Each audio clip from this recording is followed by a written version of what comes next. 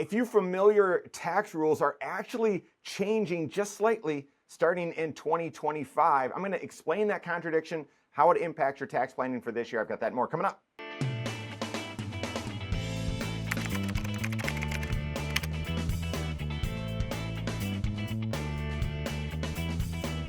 My name is Mike Bernard. I'm the host of the Wise Money Show. I'm also one of the certified financial planners right here at Korhorn Financial Group. Make sure you hit that subscribe button, turn on notifications, and smash that thumbs up button. The new tax laws for the OBBB, they're extraordinarily ambiguous this time, uniquely ambiguous this time. And there's a few reasons for that.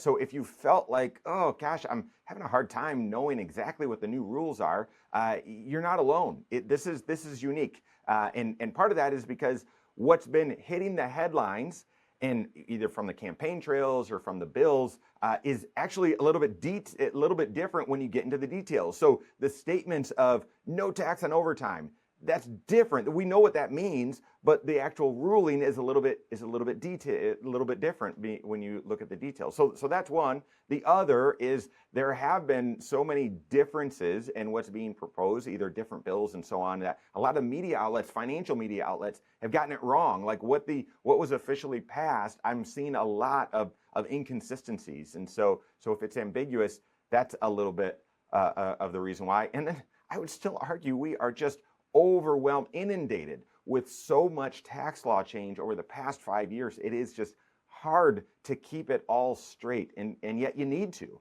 You don't need to be a tax expert, but tax planning is one of the 6 areas of your financial life.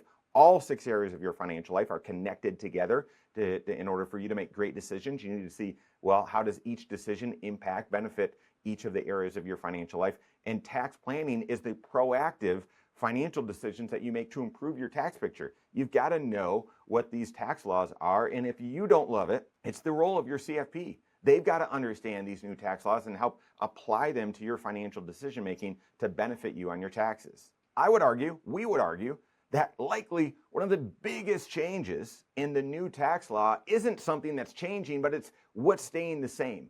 If you remember, Tax Cut and Jobs Act that were passed in 2017 made some huge changes to tax rates, tax brackets, the standard deduction, and even child tax credit, to name just a few. Big changes were made to those 4 areas specifically, and it impacts a lot of people. And all of those areas were set to sunset at the end of 2025. Well, in the new tax law, those were made permanent. And I'm putting permanent in air quotes because it's only permanent until Congress decides to change it. And again, we've had so much tax law change in the past few years that I'm assuming there will be changes out there in the future, but there isn't a scheduled time where those are going to revert like it was in the Tax Cut and Jobs Act. They were going to revert or sunset at the end of this year. These 4 are now made permanent. They're not scheduled to expire. Just because they're made permanent and sort of extended through doesn't mean they're not changing, Doesn't mean they're not changing. And there's a few changes that need to impact your planning right now. First, the one that's not changing of those 4, the tax rates are staying the same. So if you remember Tax Cut and Jobs Act, before that, the tax rates were 10%, 15%, 25%, 28%, and so on. Those were the tax rates. In the Tax Cut and Jobs Act, and now extended and made permanent, and the OBBB is 10%, then 12, 22, and 24, and so on, right? So instead of 10, 15, 25, 10, 12, 22, and 24. So that's good. Those are lower tax rates made permanent. Now to the 3 others, because even though these are made permanent, there are also some slight changes. Each of them are getting 1 extra year of inflation expansion, even though we started 2025 assuming that these were going to be, that it was specified what these rules were. Now in the OBBB, these are expanded a little bit for 2025. Tax brackets, and I don't have these up on the screen, tax brackets. So the amount of income that's going to be taxed at the 10% bracket, the amount that's going to be taxed at the 12% tax bracket, the amount that's going to be taxed at the 22% tax bracket, those have all expanded a little bit beyond what was published at the beginning of the year. So in the new tax law, those tax brackets, while the rates are staying the same, the amount of income that you can earn and be taxed at the 10% bracket, 12% bracket, 22, those expanded just a little bit. That means more of your income is going to be taxed at lower brackets, this is ultimately a good thing, and it's going to impact your planning and your tax picture for 2025. Next, the standard deduction. And yes, just recently did some content on the new SALT, state and local tax limits, that was expanded from 10,000 to 40,000. You got to know those details, so make sure you check that out. But the standard deduction, that was something that was it made permanent. It was staying the same with a little bit of change. There's one extra year of inflation adjustment to the standard deduction. We started 2025 thinking that for married, filing jointly, that standard deduction was going to be $30,000. For a single, it was going to be $15,000. And in the new tax laws, it's actually expanded a little bit. Married, filing jointly is going to be $31,500.